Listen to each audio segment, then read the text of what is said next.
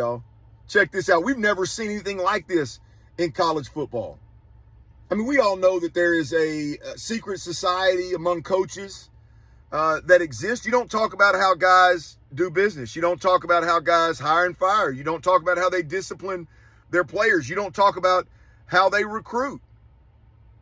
You damn sure don't go backwards in time and take shots at a guy that you used as a stepping stone to go on and make millions of dollars in the coaching industry. It just doesn't happen.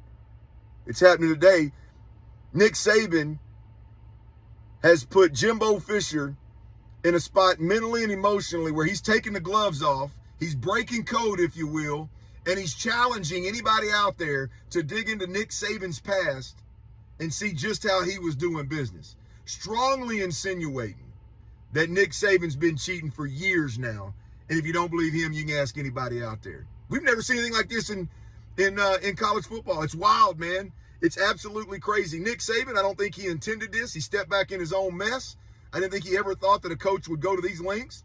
But clearly Jimbo Fisher has had enough.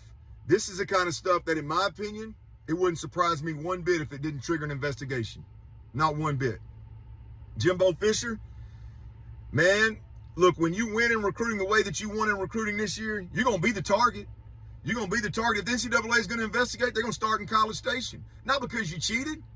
Hell, I don't know if it's illegal or legal. Look, I don't know if the bylaws are written loosely enough to where they can't hold anybody accountable anyway. But bottom line is, you won in a major way, and if they're going to investigate, it's got to start in College Station. They're thicking that skin up, boss. Y'all stay plugged into Field of 12, man. We always got you. Last night in Alabama? Yes, I would. First of all, I'll say it's a shame that we have to do this. It's really despicable. It's despicable that somebody can say things about somebody and an organization. More importantly, 17-year-old kids. You're taking shots at 17-year-old kids and their families. That they broke state laws. That they're all money. We bought every player on this group. We never bought anybody. No rules were broken. Nothing was done wrong. It was all in the way we do things, the ethics in which we do things. And these families, it's despicable that a reputable head coach could come out and say this when he doesn't get his way or things don't go his way. The narcissist in him doesn't allow those things to happen, and it's ridiculous. But when he's not on top, and the parity in college football he's been talking about, go talk to coaches who coach for him. You'll find out all the parity. Go dig into wherever he's been.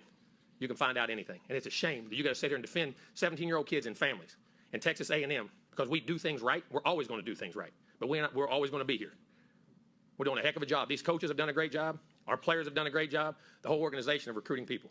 It's despicable that we got to sit here at this level of ball and say these things to defend the people of this organization, the kids, 17-year-old kids and their families. It's amazing. Some people think they're God. Go dig into how God did his deal. You may find out about a guy that a lot of things you don't want to know. We built him up to be the czar of football. Go dig into his past or anybody that's ever coached with him. You can find out anything you want to find out, what he does and how he does it. And it's despicable. It really is. And it's a shame we have to sit up here and have this conversation about things we do. And it's personal to us? Yes, it is. It's personal to A&M. It's personal to our players. It's personal to our coaches and everybody involved. And I know the guy. Know him really well. It's amazing that we're allowed to do those things. It's really despicable. And I hate it. For our players who are coming here, who did things the right way, have done things the right way, and will continue to do things the right way, I apologize to you that people insult you publicly the way they're doing it.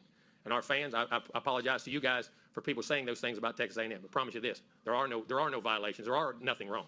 It's the second time we've had to do this with grown men who don't get their way and want to pout, throw a fit, and act up.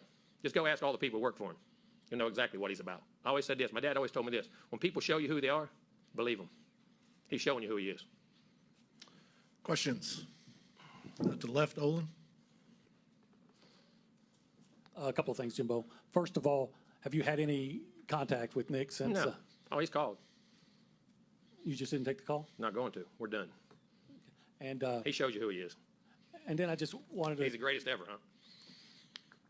And then I just wanted. You to got all the advantages? It's easy. And I just wanted to just put it point blank. So, no players in your. You're saying that no players in There's this no bylaws of anything we ever or... promised, done, anything that goes against the laws of the state of Texas, and it's insulting to say a 17-year-old and his family broke laws. No. Down front, Brent. You know, y'all have both spoken so highly of each other in the past in terms of what y'all have done in your previous relationship. So how disappointing was it to hear that from him, you know, in terms of a mentor type to you It's as well. discipline. No, it wasn't. No, listen, you coach with people like Bobby Bowden and learn how to do things. You coach with other people and learn how not to do things. There's a reason people don't go.